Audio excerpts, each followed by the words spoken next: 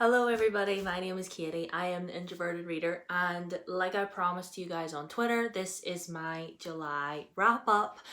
I did not get to all of the books that I wanted to get to in the month of July, but I still had a really good reading month.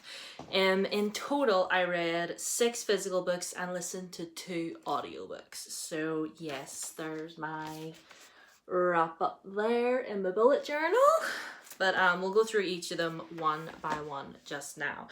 I do just want to say the one book that I did not manage to get to at all was A Shadow Bright and Burning by Jessica Cluess. I wasn't able to get to this one in the month of July, but I guess I'll either just read this at my leisure this month when I'm not doing the Disney readathon.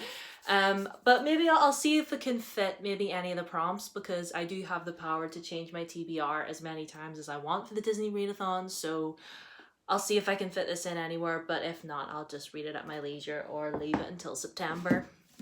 The one that I planned on reading in July that I have not finished, I've started it but I haven't finished it, is Soul of the Sword by Julie Kagawa. If you follow me on Twitter, this morning I put out that I'm going to be just reading this as part of my Disney Readathon TBR, because like I said, on Teen Beauty and the Beast we have the ability to change our TBR as many times as we want, so I substituted another book on my TBR for this one, and I'm actually getting on pretty well. I'm listening to the audiobook and I am over the 200 page mark and I'm really liking it, so I'm gonna be reading that. But let's talk about the things that I have actually read and completed. None of these are in any order, but the most recent one that I finished was Spelled by Betsy Chow.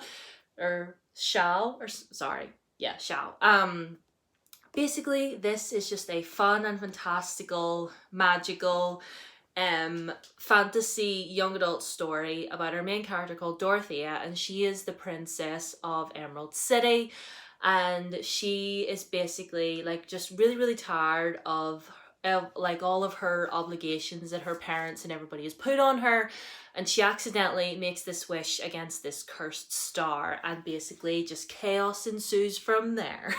Don't make wishes on strange stars, people.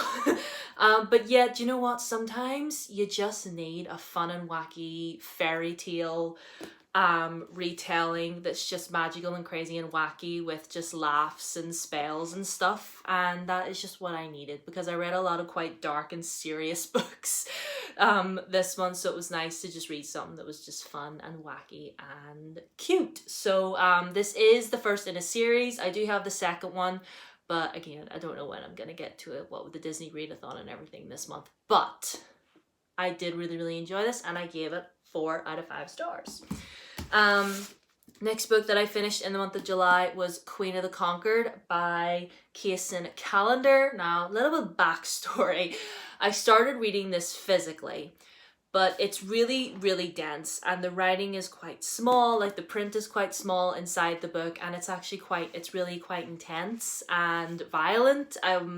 Trigger warnings for violence, racial induced violence, mentions of rape and sexual assault, and just like if there's any other trigger warnings, just be sure to look up this book and read through them and just be wary of them before you go into this. This is a story about this young girl. It's set in sort of like a Caribbean style setting. It's this little group of islands, and basically these white colonizers came and basically just overtook everything and murdered and raped and just like massacred this peaceful island people. And our main character is one of the very few that really survived. A lot of them were taken in as slaves, and she managed to sort of gain favor, I guess, within the community. Her entire family were massacred, and they thought that she was dead as well, but she sort of managed to keep this secret that the girl they thought is dead, and she sort of like takes on this new name, and it's all very political. It's not very action packed, I will say. Like, it's definitely like a slow political burn, if that makes any sense, but I really really, really felt I had to read this because it felt like I was reading an historical account rather than a fictional novel. Like, I know the characters in this are fictional, but stuff that happens in this book happened in real life and we cannot forget about it. And for me, I was just like, I need to finish this. I need to read this girl's story. I need to know. I need to feel everything.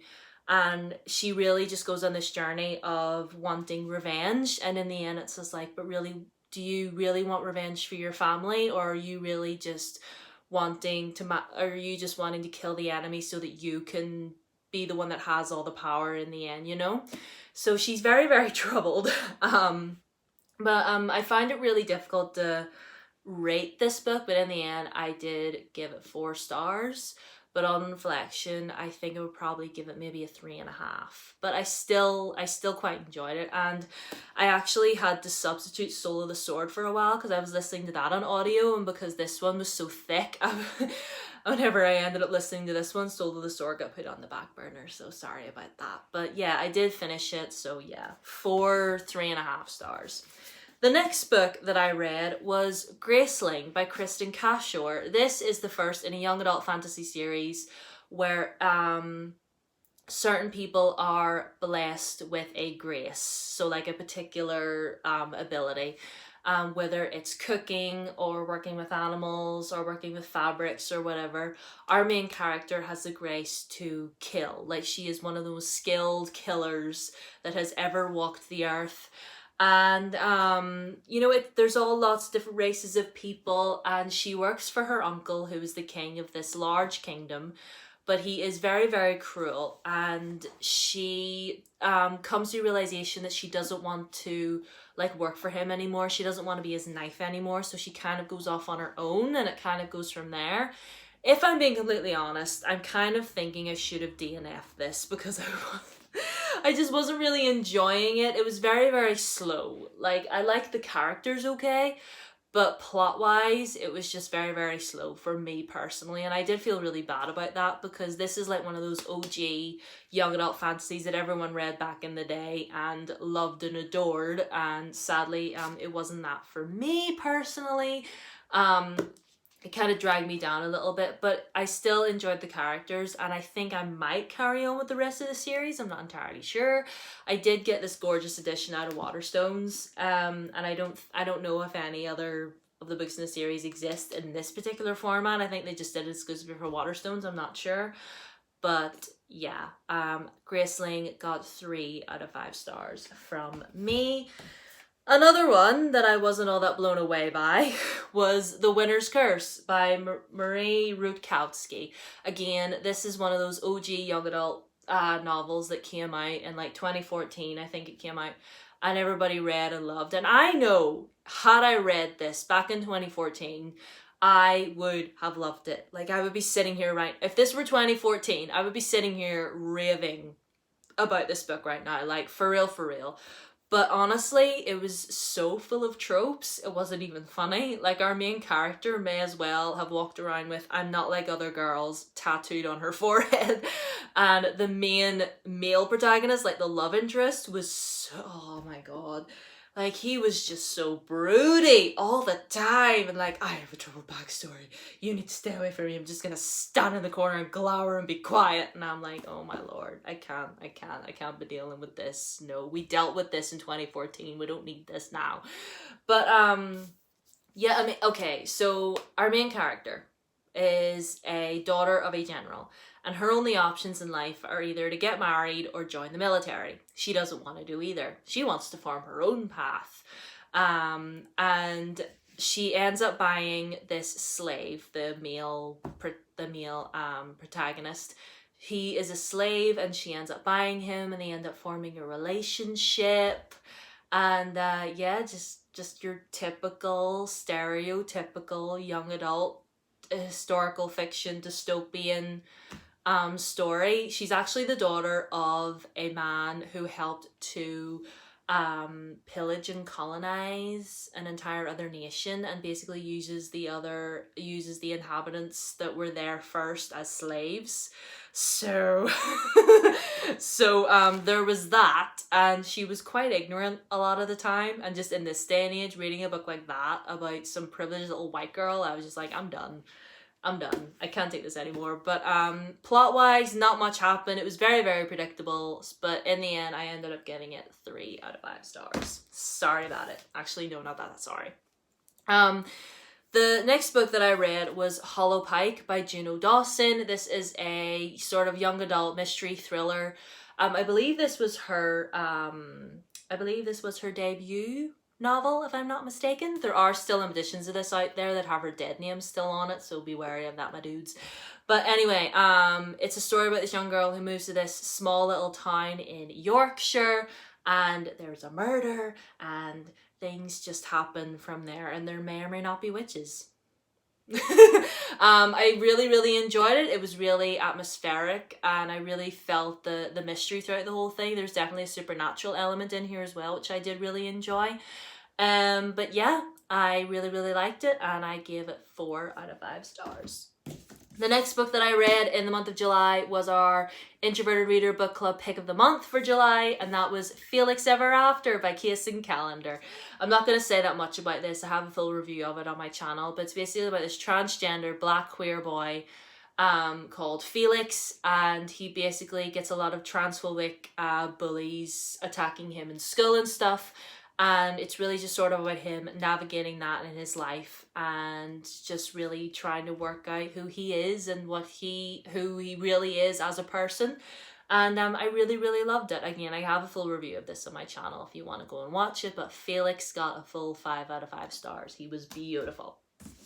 The next book that I read in the month of July was not a book that was on my original TBR, but I bought it and received it, and I just wanted to read it right away, and I loved it. And it's The Court of Miracles by Kester Grant. This is sort of like a Les Mis retelling, and it's basically if the French Revolution did not go as it actually did in history. It's like an alternate history, and basically the dregs of society, thieves, beggars, assassins, gamblers, mercenaries, all sorts of people like that basically congregate underground in a network called the Court of Miracles, and our main character is Eponine. Yes, Eponine from Les Mis, and she's wonderful and badass and just the best person in the entire world, because see the Eponine that we know in the Les Mis, the musical, who's out there crying in the rain about how Marius doesn't love her, we don't know her in here, okay? She doesn't have time for that in here. She is a badass thief, and we love her. We stand. She's a queen.